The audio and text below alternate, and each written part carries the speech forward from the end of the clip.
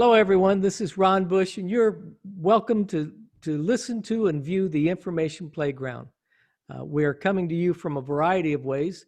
The Information Playground is a program that's broadcast on podcasting platforms, on YouTube for the video, of course, and definitely on WVLP. WVLP is where we got our start. It's a great community radio station in Valparaiso, Indiana, and if you're there, I encourage you to listen to us there. The Information Playground is dedicated to helping educate people in all the changes that are happening from a technological standpoint, and they're just unlimited, all the changes, but also things that are going on that are connected to that. It's underwritten by Ron Bush Consulting, and Ron Bush Consulting is a cybersecurity consultancy. We go into businesses and we help businesses train their employees, do risk assessments, and basically help them stay safe and avoid being breached in a data breach. You can find information on us in any of the things that I've mentioned already. The website is ronbushconsulting.com. I've got a book on Amazon called Staying Safe in a Very Dangerous World.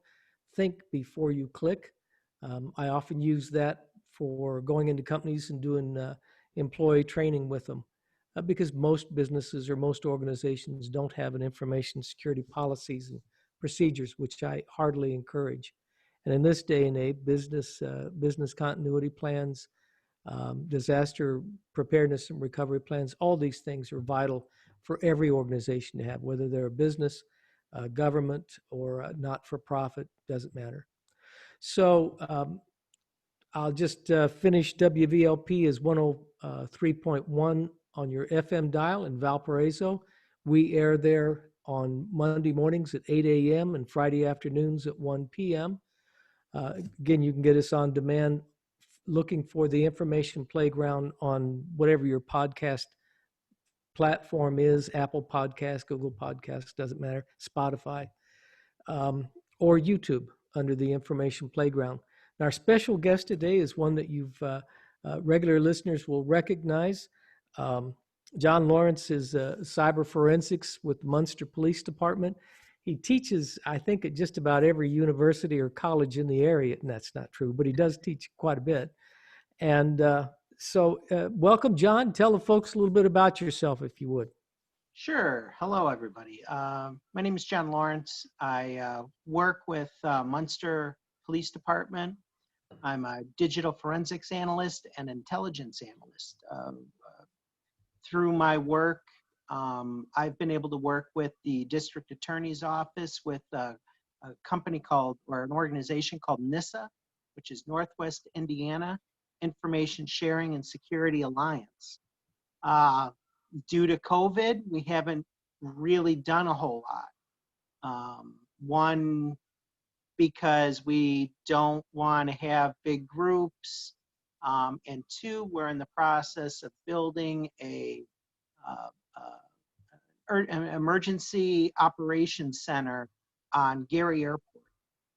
When the COVID started, we took over a building and were given grants to get PPEs out to everybody in the area. Currently, I've become a grant writer and have been in the process of getting different grants for the police department and for NISA for helping the people in Northwest Indiana. Along with that, I teach digital forensics at Ivy Tech and Moraine Valley. Great. Great. Well, I'm glad you're with us. We're in the midst, I shouldn't say the midst, the middle, or anything else. I have no idea, neither does anyone else, how long this COVID-19 pandemic is going to be with us. I mean, it may be for the foreseeable future or the rest of our lives, or who knows. I think part of the problem was part of the nation believed that there was a problem and did a lot of shutdown, while a lot of people fought back in certain states to either not close as much or to open far sooner. Miami, for the last 3 days, had 10,000 plus people infected. Hmm. So they got 30,000 in 3 days. Yeah.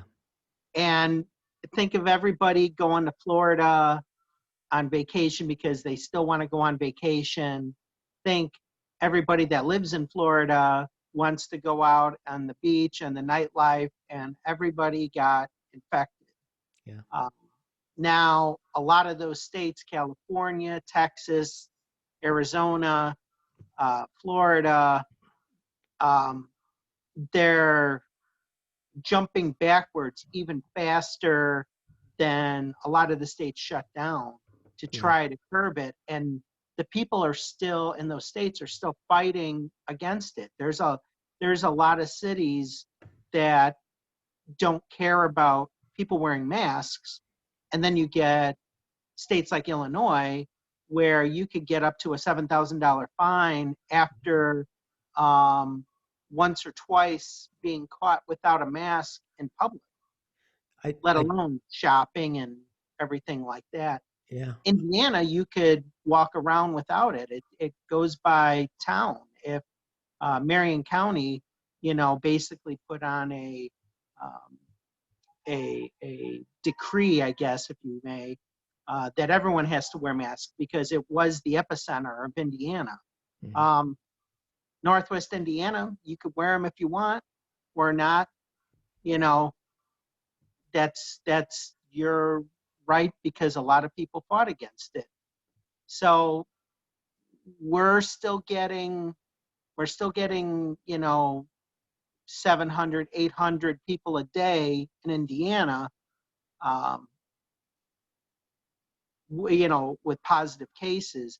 Illinois is about 500, and we kind of expected a lot of this with all the protests going Yeah. on. But at least Chicago's not getting the high numbers like that. Uh, Yesterday, New York was the first day they had no deaths and 3 new cases or something like that. So everything that they're doing is starting to work, but they've completely locked down New York where nobody from certain states can come in. People in New York can't leave. There's a lot of restrictions in order to do it. Is that the right thing to do? It looks like it. If we're gonna beat this, or is it going to be for naught and it's going to come back around like the flu in the fall? um, See, as that's the troubling thing. Nobody knows. And, yeah, as we were stating, the big thing from previous episodes about schooling, about how schools are going to react to this. yeah. Ivy Tech's already concluded that they're going to be starting online. The only way that kids are ever going to come on campus is if they're doing nursing or science classes, and then they have to really COVID-19, each other, wear the mask, social distancing, everything involved. The teachers are against having in classroom, and then they're against where if they of all they've ever done was in class, they don't like teaching online. So now you have this debate or argument on, should we just open the campus? Should nobody be on campus? And they're having weekly meetings to discuss how things are going to roll. Yeah. As usual, I think the kids are going to lose in this debate. They're not part of it. But I mean, can you imagine being a student in any grade? I mean, admittedly, if you're in grade school, you probably don't care. But I mean, this affects them the rest of their life. Kids, we're set up for kids to go through 12 grades in America, in the US, go through 12 grades, and then if they so choose, on to higher education. And if they want a bachelor, that's usually 4 years, and on to whatever, graduate and PhD. But the point is that we're taking that, or COVID-19 is taking that away from them. I don't, admittedly, there's a lot of there's a lot of what teachers are saying, and even teachers unions, and I don't always side with unions, but Admittedly, there's a risk to adults in a room full of kids that aren't going to care all that much about hygiene. I do think it's an excellent opportunity for a teaching moment because I think our society has gotten very lazy with hygiene. I mean, Yes. I've mentioned on the program before, I don't stay in restaurants and haven't for years, for quite a few years. I can't remember when I started this. I've been doing it so long. But if I go to the men's room and there's no soap in that men's room, I know the guys in the kitchen aren't washing their hands, and I don't want food cooked by them. Yeah. So I walk out. I don't stay. I don't eat their food. But that's because we haven't stressed it. When I was a kid, I mean, it was all the time. There are germs, and you've got to do this, you got to do that. I don't hear that anymore. I had a son that went through all the grades, and I don't remember any of the schools that he attended, any of the grades. I don't remember him ever stressing that. So I think we've gotten away from it, and what I see in public it testifies to that. So it is a teachable moment. We need to do better with hygiene. Folks like Howie Mandel, he calls himself a germaphobe. Well, maybe that's not all bad. Maybe we should all be a little germophobic. On the other hand, I feel sorry for the kids because they're not, I mean, there's got to be some way to make this work. We're Americans, and we have a tendency to plow through and make the best of bad situations. World War II is a perfect example of that. We waited till the last minute, and then we were outnumbered and outgunned, and we still went in and won. Surely we can get in the classroom, and if it's too crowded, I heard on the news this morning that one teacher was balking to go into the classroom because she had 150 students registered. Well, my goodness, 150 students, you can't, You I can't mean, teach that's that, let ridiculous. alone being COVID safe. Yeah, you can't make that COVID safe. You can't do social distancing. I don't know how you get 150 young people to wear a mask all the time. So I'm with her on that. They need to make it smaller classes. They need to hire more teachers. And that's easy for me to say. I don't have to do it. But there's got to be some way to get through this. Surely, if we work together instead of just penalizing the kids, surely we can figure this out. Well, one problem is actually sanitizing the desk. There Mm. was a couple schools or a couple school systems, um, Gary, Indiana, for one, since it's in our backyard. Uh, they're letting parents decide if they're going to send the children to school or leave them at home. So now cybersecurity comes into play here. How are they going to communicate? How are they going to do everything? And they're going to be getting Chromebooks and at home. If they're in school, they're going to be given masks, and somebody's going to sanitize the desk because the classes move around. So there's going to be so many people at the desk, and they want it that way because if someone gets sick, they could go back and figure out who sat at that desk, who was contacted by them next to them, and so on and so forth. So you'll get that, but now you got to hire people to clean all the desks in between classes. Is there really going to be learning done? How much learning is going to be done at home? The younger kids, the parents aren't going to be able to get them to do it, and then now who's going to sit home with them if their parents, Yeah. work, they drop the kids off at work, pick them up after work. Who's going to do that now? Does that mean more people are going to have to stay home with them? Are they going to have to, do something? Are Oh, it's kids a going to be mess. forced to go to school, Yeah. just because they have no other opportunity or you know, family that can help with their learning or Mhm. anything like that? It's gonna be a challenge Yeah. for sure. Yeah. It is. No doubt about it. It's a mess. But we have to get through it. I mean, it's not like we can put the time on hold while we figure it out. We don't have time warps or any of the stuff that movies love to talk about in science fiction. We have to deal with reality, and I agree. It is a thorough mess.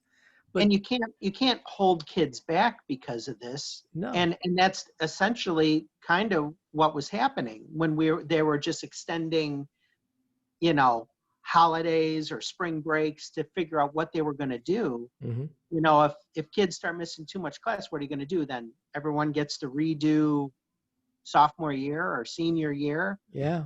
That's going to mess up family plans, your work plans, your college plans, you know, Student loans. I mean, student all this loans. stuff comes due, and all this stuff matters. It's just instead of yelling at everybody and getting out on the street and slugging each other, I wish we could just sit down and talk about it.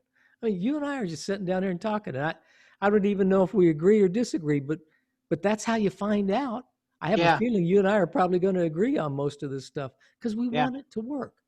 And I yeah. think good people do. I wish we didn't have, we were talking about this before we started recording. It seems that today, with the easy communication that we have, everybody gets a chance to say what's on their mind. Well, some people don't have anything on their mind, but they do like the notoriety and they want to cause trouble. Some people are just wired that way. Not everybody. Just because I disagree with somebody doesn't mean they're a troublemaker. But we've seen it on television and we see it over and over again. Just because you get a chance at your 15 seconds of fame doesn't mean you have to take it. Wait until you got something worthwhile.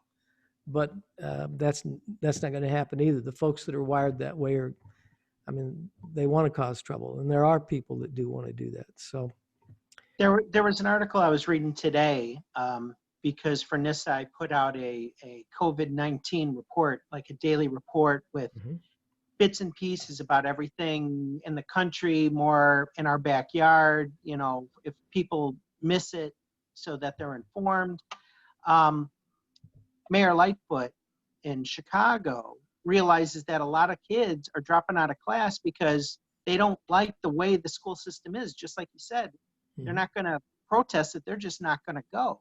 Yeah, So their response is, we're going to give you free education for you to come back to school. That debts are going to be cleared and everything like that. I don't know where they're going to get the money. I don't either. They're going to figure it out, but it's a way of getting kids back in. I think that is good. Yeah, Um, and it's in very specific schools, you know, where enrollment just disappeared, you know, for the fall. mhm. Like they didn't like the way things were going. So what are they going to do? They're not going to get an education. They're, you know, it's a tough hill to climb. Yeah.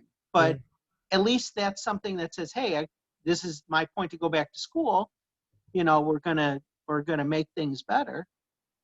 But I don't know. I, We'll see how I it goes. yeah.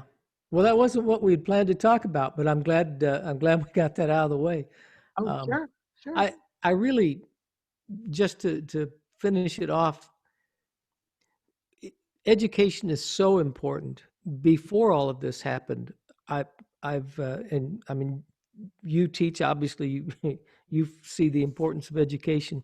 People that are poor have no chance of getting out of poverty if they don't have an education. People that want to be something, and yes, there are all kinds of stories of people. I was just reading earlier today about Charles Dickens. At 12 years old, when he was 12 years old, he had 7 siblings. When he was 12 years old, his father got arrested, and sent to debtor's prison. He owed money and he couldn't pay. And Sure. and so Dickens at 12 years old went to work in a glue factory, gluing labels on bottles. That's what he was doing at 12, full-time job.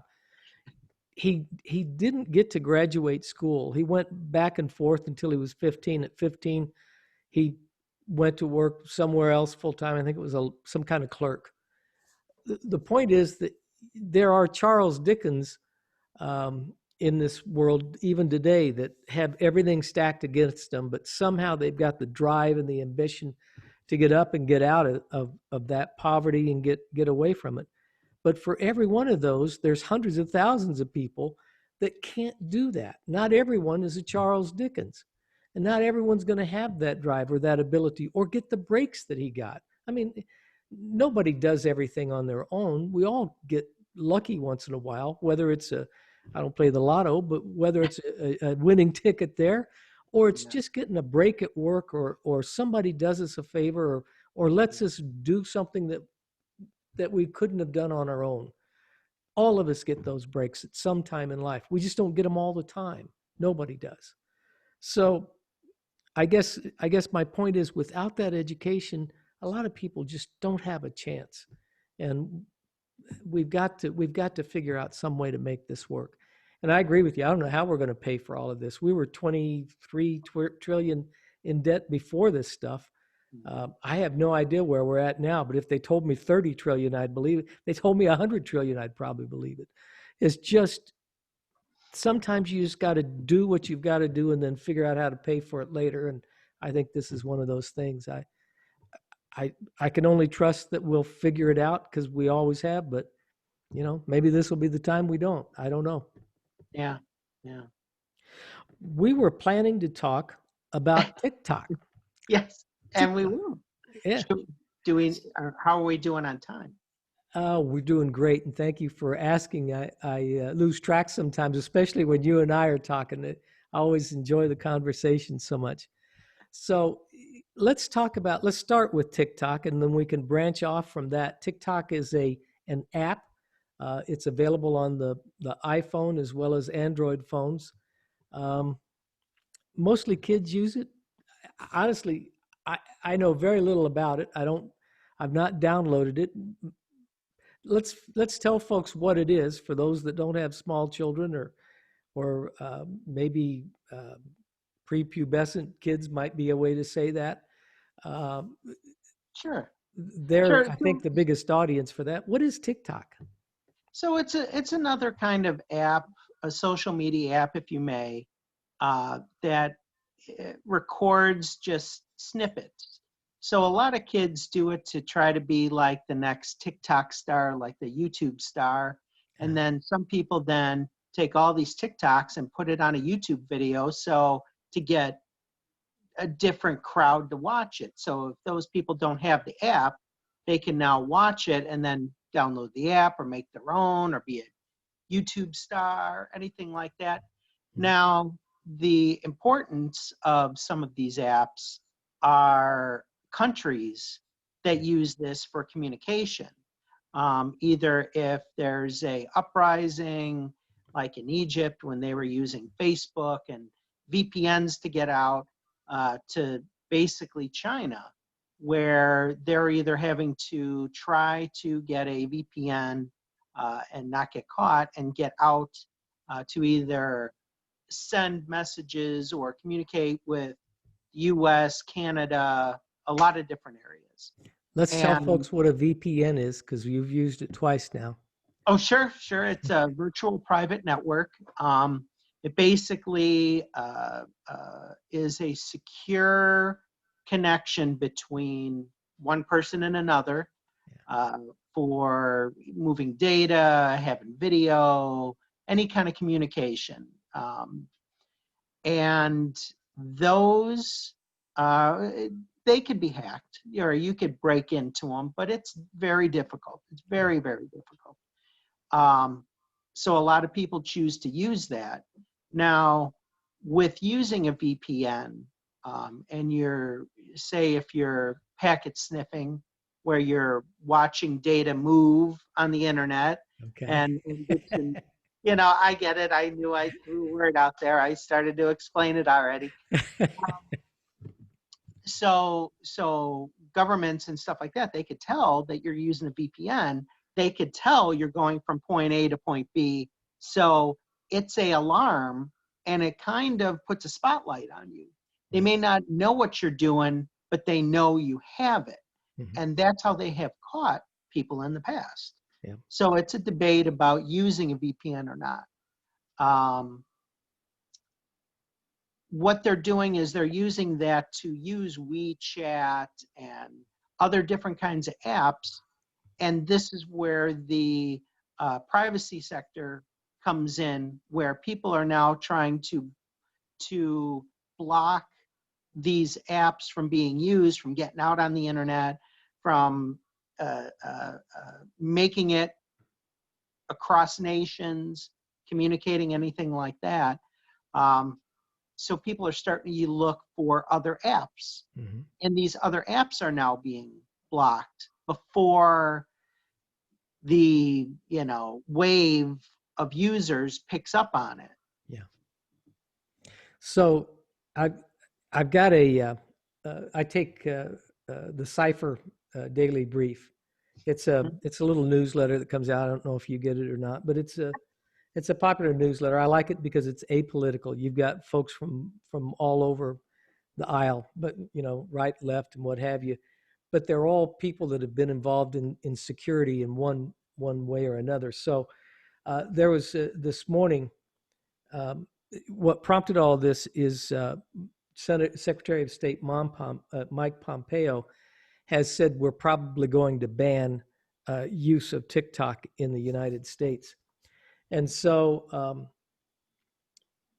it notes here the very public escalation from Pompeo comes as the two countries face critical issues that require cooperation, including the current global pandemic. And of course, different leaders have been very loud about China hiding information from us regarding the pandemic, hiding information about COVID-19, all kinds of things.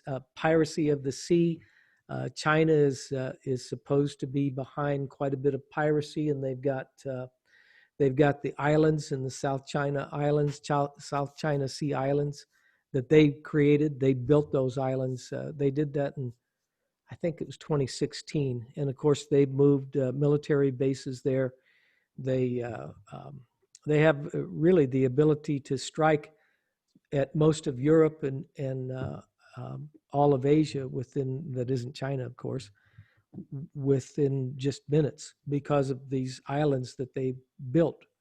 They're man-made islands. Military installations, I believe they have nuclear capabilities there, just a whole host of things. And again, that happened in 2016. It wasn't widely broadcast, but it was out in the news back then. And then international terrorism and proliferation of that. There's all kinds of things, and then of course we've got the negotiations on imports and exports, just economy things.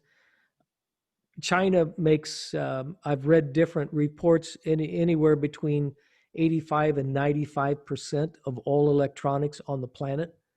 So I know Bloomberg had an article out. I think it was might have been January, first month of this year, that they were putting chips into all of the laptops and servers and computers, phones, everything.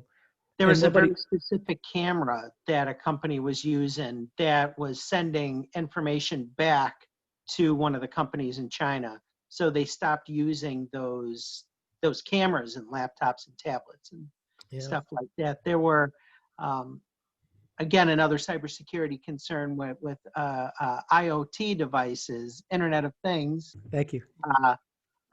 Where small devices that try to go under the radar, where they were putting chips that seemed to be sending information back. And, a lot of people bought the chips because they were cheap. A lot of people didn't research them or know that this was going to happen. And, they're out there. Yeah. According to Bloomberg, and that report kind of dried up after that. They stood by it. They said that Google and Apple had canceled hundreds of thousands of servers and noted that all of our servers and electronic equipment in the government, including military, it's all built in China. All of this stuff comes from China. So there was concern. Nobody else carried the story that I'm aware of, and Bloomberg, last I heard, stood by it, but then it just kind of, I would say, got hushed up. It just kind of died or went away or something. So we've got those issues. Now, we've had similar things with Russia. Russia had FaceApp. I can't remember if that was last year or the year before. This stuff all runs together after a while. But it was the same type thing. FaceApp would age you, so you could actually use it to see what you'd look like older, and play games with how you would look or other people. But it was reported that Russia was doing the exact same thing. We're now accusing China of doing, recording things, using it to track us, using it um, to keep track of all our search history, everything we do on our phones and laptops and desktops, everything we do on our computers. I'm going to take a quick break because we're right at the halfway point. And when we come back, maybe we can pick it up there, John. Sure. So I'm Ron Bush. I own Ron Bush Consulting. You're listening to the Information Playground. The Information Playground comes to you in a variety of ways. We come to you on WVLP Monday mornings at 8 o'clock, Friday afternoons at 1 p.m. WVLP.org is a great radio station. If you're in the Northwest Indiana area and you want to know how to get involved in the community, I encourage you to take a look at their website. If you're interested in underwriting any of the programs, mine included, you're welcome to do that, and you can find out how to do that on WVLP's website. You're also, if you want to see this on demand, maybe you don't have time to finish it, or you want to repeat some of it, or you're just not able to listen to it Monday mornings at 8 or Friday afternoons at 1. You can find us on podcast, any of the podcast platforms that I know of. There's 8 or 9 of them that we're on um, under the Information Playground. And you can also go to YouTube and find us there under the Information Playground. You're welcome to check out my book on Amazon. Staying Safe in a Very Dangerous World seems like an apt title for the times we're living in. The subtitle is Think Before You Click. And you're also welcome to check out our website, ronbushconsulting.com. All that said, you're listening to or watching my special guest, John Lohrentz. He's cyber forensics with the Munster Police Department, teaches at Moraine Valley Ivy Tech. I thought you were teaching a couple other places too, but I mean, with everything that's going on, maybe they aren't teaching. I don't know. I don't know what's going on. But all that said, if folks want to get in touch with me, they can email me, Ron at ronbushconsulting.com. If they want to get in touch with you, what's a good way for that to happen? So you could email me at the police department, or you could even come to the police department. We've had a lot of town hall meetings where we would talk child safety and internet and stuff like that at town hall meetings, and we're always open to the public. My email address would be jlohrentz@munster.org. Great, great. So we took a break when I just introduced FaceApp from Russia, but I mean, when we think about it, and I think you mentioned Snapchat before we started recording. Either that or I was thinking about it, don't remember. But it isn't just these apps that track us and follow us. iPhones do, although Apple will say that it stays resident on our phone, which means they don't have access to it. I know that there's been a lot of coverage in the press on FBI and Apple breaking into their phones when they've arrested some terrorist or suspected terrorist, and Apple won't cooperate. Android phones um, are known for how do I say it? If you go to the App Store on an Android phone, there's tens of thousands or hundreds of thousands of viruses that get downloaded on an annual basis just ordering apps through the App Store on Android phones. Many people love them.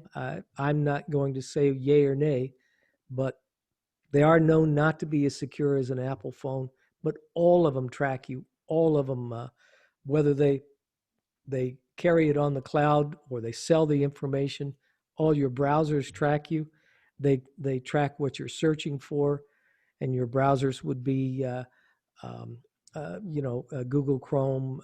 It would be Firefox claims they don't track you, but Microsoft Edge does. um, any of the other browsers. Your search engines track you, although DuckDuckGo says they do not. And I encourage you, if you want to be as safe as you can, use DuckDuckGo to search. Don't use Google, and use Firefox if you can. Brave is another new one that claims they don't track you. Um, the point is that just about anything you do on your computer or on your phone or your tablet, most things track you. Um, I often tell folks I don't have a problem so much with Apple knowing what I'm doing or the government or anyone else, but I don't like it when they get hacked, and all of them get hacked. Everybody gets hacked. There's nobody that's hack proof. I'm blessed that none of my clients have been hacked. That doesn't mean they won't be tomorrow. It just means that we've been fortunate up to now. When the NSA gets hacked, and they get hacked, we could talk about that and have on previous programs. That's the cream of the crop. You can't defend the NSA against hackers. There isn't anybody else nobody else is going to be able to do it. So, And then you have healthcare. So then you have people hacking hospitals, healthcare devices, everything like that. You know, a lot of people are very concerned about that, and really security is the next best thing, you know, for it.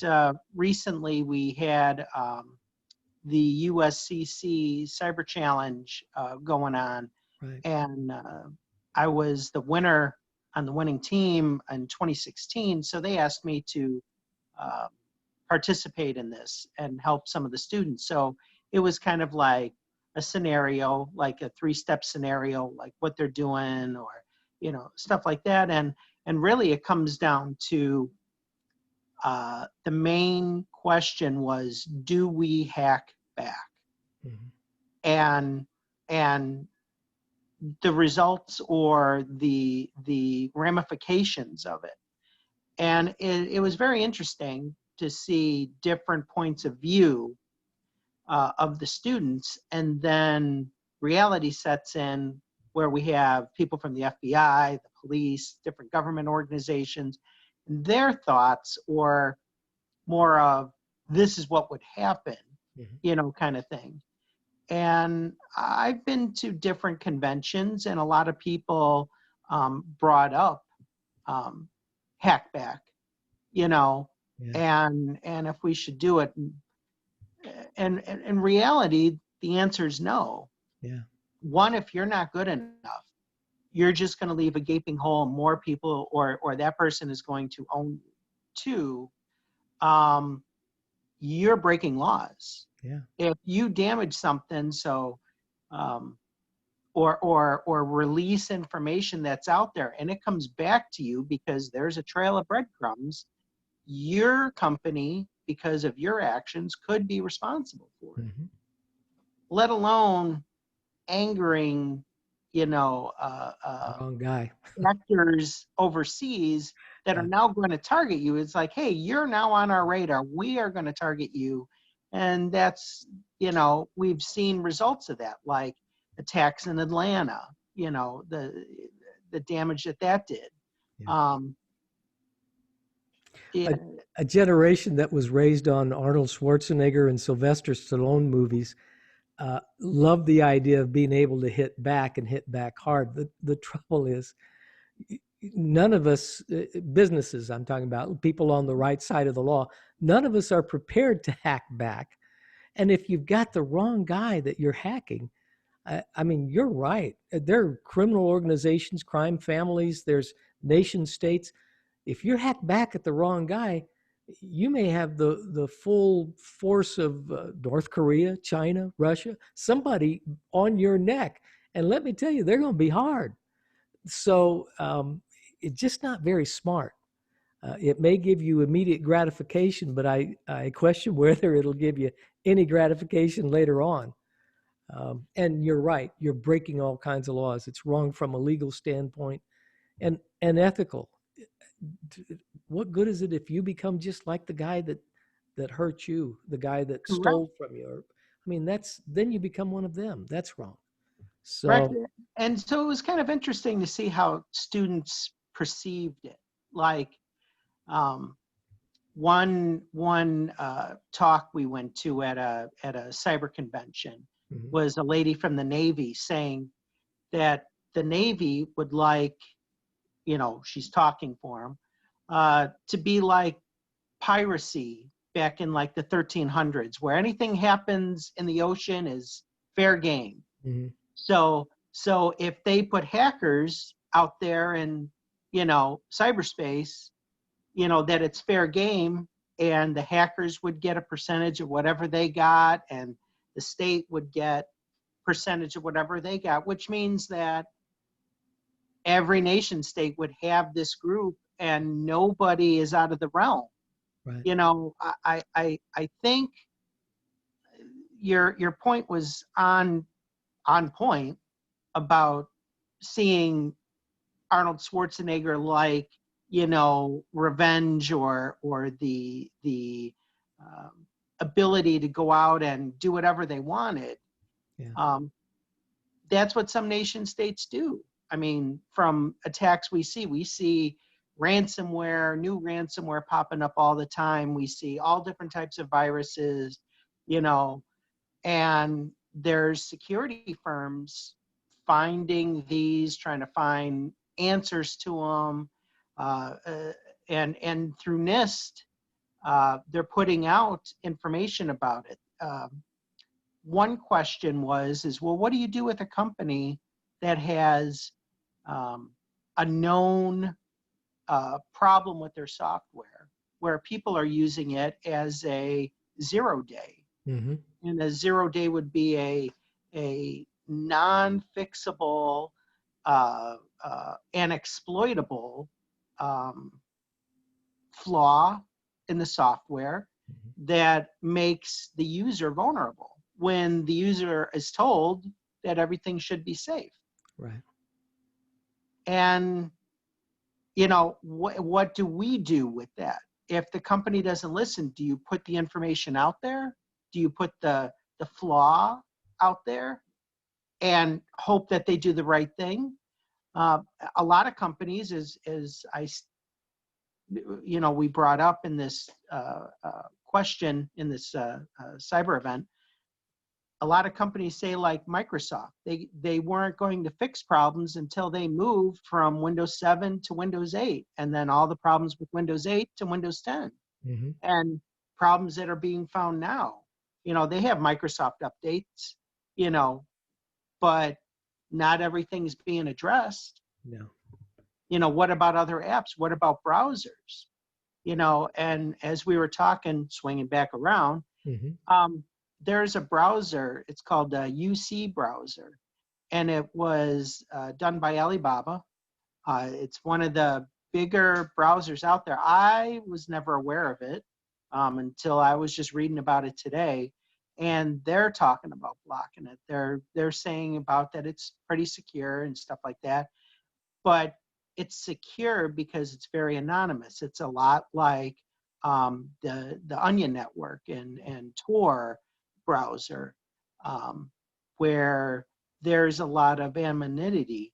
Yep, if I could say the word, um, uh, where people are using it to communicate outside of areas that are blocking you. Yeah. Um, it's going to be interesting. It's going to be interesting how governments basically shut down or won't communicate with other people. So, as you said, how is that going to affect industry? How is that going to affect, just humanity in itself? People will not be able to communicate with family or relatives or anything from one country to another. So then are people going to be trying to flee countries? Are we going to be a safe haven, or are we going to um, basically prevent people from coming over? Yeah. And that's, we can almost go political, but I'd rather not. Oh, I know. So, And there's no answer to it. no. Outside of going political, and even going political, there's there's no answer. There's ways people would like to go with it, and to keep it in just a cyber realm, not even a political realm. Right. it's almost an impossibility because people will find other ways to get around networks, and there's all kinds of stuff now. Kids are finding them just to get out of their school networks to the internet, let alone a country trying, someone trying to get out of their own country to share information or update people about what's going behind, the curtain, that there's no justification for anything that's going on, if you may. There's you mentioned Tor. Just for the listeners, I want to remind that folks, it's a while since I talked about it. It's the Onion Router is what it stands for. It's a browser. They now have their own email, which I keep reading is becoming more and more popular. It is encrypted, and it works. Tor works a little different from most browsers. We don't have time to go into and explain, and honestly, I get too deep in the weeds when I do try to explain it anyway. It's not a place, if you wanted to Google, for lack of a better term, or search for Tor, Tor, I encourage you, don't go to the website unless you feel very accomplished. And I encourage all my clients, I tell them about it so they don't stumble across it. Maybe they're looking for a secure browser or a secure email. Don't go into Tor. It's there. It takes you into the dark web. But first off, the Tor website is constantly attacked by hackers, and the organization that maintains it, I'm sure, does everything they can to keep it secure.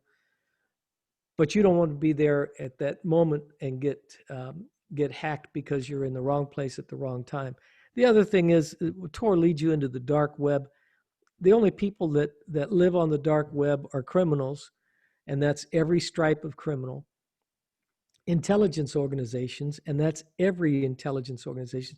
There's not a country on the planet that doesn't have an intelligence arm on the dark web, and countries like ours, all of them are on the dark web. They have a presence there, and you have a lot of police, a lot of law enforcement live on the dark web. They're looking for predators. That's where child pornography and all the distasteful stuff, illegal drugs, all that stuff bought and sold on the dark web. All the variants of Silk Road, where people were buying drugs and different services and stuff like that. And every time law enforcement would shut it down, a new version or a tier 2, a tier 3, or version 4 pops up. Yeah. So it's very difficult to eliminate it because of the money that people pull in selling on it. Yeah. There's version, it's basically for those, because just like you said, I don't want people going out there looking at it, but it's basically like a criminal eBay. Yeah. Where anything goes that they're selling. We do venture out there for looking for different things, and people, when we see stuff on social media, and look for people's presence out there, but not something that we want to do. And along that note, not just the Tor browser, but like DuckDuckGo, does, if you use that, it could find stuff or give you search information for stuff in the deep web, and the dark web, depending on how it's layered. And there are other very specific search engines just for those. Well said. We are getting down to the wire. I always hate this time because I know we're going to be ending soon. We've got a little less than 10 minutes, so let's think about how we want to wrap this up. I guess I want our listeners, first off, our viewers, to understand that there's all kinds of applications. Some of them are from other countries. Some of them are from here in the U.S.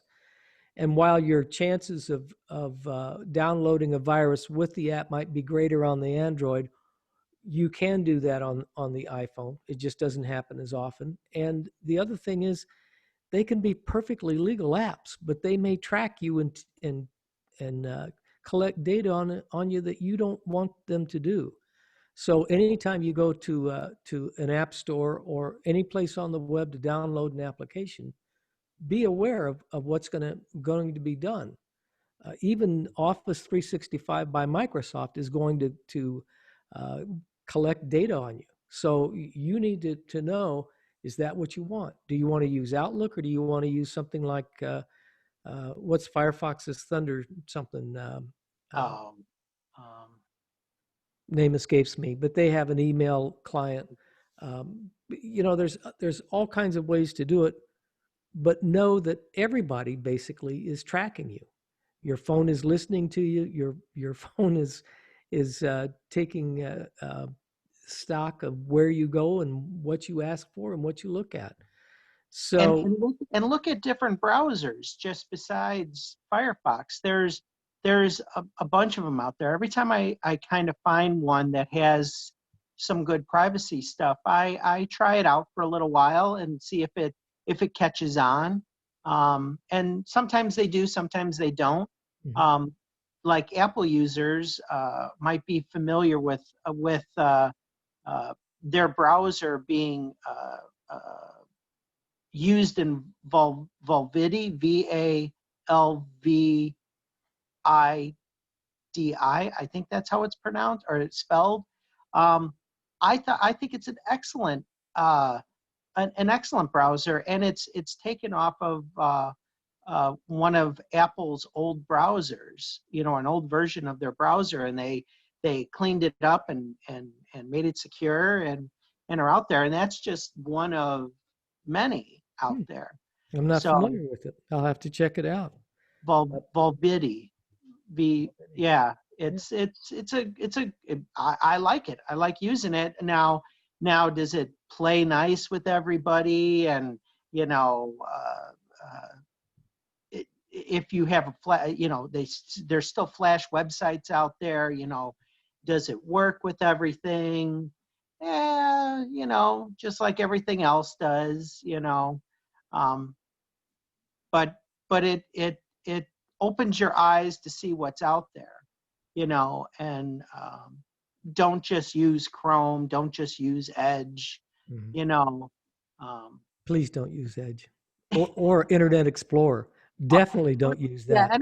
anything that basically its life cycle has come to an end, Yeah. and they're not doing updates for it anymore, that is a sign to stay away. Yes. Internet Explorer was a favorite of hackers for decades, a couple of decades. And Microsoft just couldn't, I mean, they just couldn't save it anymore. It is still, and believe it or not, there are parts of the government every so often I encounter through a client or something that they have to use Internet Explorer to file some report. I, for the life of me, I don't understand why that continues to happen, but it does. We have several websites that we have to use through the police department, and they are not willing to redevelop it. And you have to use Internet Explorer 11. There's not Chrome doesn't work, Firefox doesn't work, and that's why I like trying other browsers, because if I find one that works, it'd be like, hey, we have a solution. Yeah. This is the solution. Everyone's just got to jump on, but you know, you just gotta try it out. Yeah. Well, I guess that's the final word that we leave folks with. You've got to check things out. Listening to people like us or any other show, there's only going to be so much we can cover. In everything you do now online, you're responsible. You're the one that has one of these things, and you've got more power in you, in your hand with a smartphone than it's a cliche than what we use to send men to the moon. I mean, you literally have the power of an atomic bomb in your hand. You've got to learn how to use it. You're responsible for that. And if you're doing something um, that might benefit some criminal or nation state, um, it's up to you to know what to do. that knowledge doesn't belong there. It belongs here. And most of us don't deal with that kind of stuff, but some of us do. And And so, think for kids, you know, we didn't grow I didn't grow up with a phone in grade school. I didn't even grow up with a phone in high school, let alone college. I think I was doing uh, papers on typewriters still. yeah, we used an abacus. I didn't have a calculator or and clay tablets. We used those. Yeah, yeah, and look at now, 4-year-olds are a genius with iPads and tablets and everything like that. So cybersecurity, it's not going away. If anything, it's a bigger need than ever. Let's end on that note. We talk about it often, and I just read it again the other day. They're now saying 2021, it'll be 3.5 million open positions for cybersecurity because there aren't people to fill them. If you're in between careers or jobs, now's a great time to get your foot on the floor for a cybersecurity career. I know Ivy Tech, every community college probably, but Ivy Tech, I happen to know, has a great program to get you started. You can get your CompTIA certifications while you're taking the class. It's usually the final exam for the class. Yep. John knows this because he teaches this stuff. Yep. It's an excellent time to get into that career. There is nothing in that industry that's going to fall away. Like you just said, the need is going to become more greater and greater as we go on. Last thought, John, we've got about a minute. Just, you know, always be watchful with your children and yourself online. Always look, you know, pay attention to emails. Again, just like your book says, watch what you click on. Excellent. Thank you for ending on that. Thank you for being with us today, folks. I hope you stay safe and stay healthy. We'll look forward to seeing you the next time.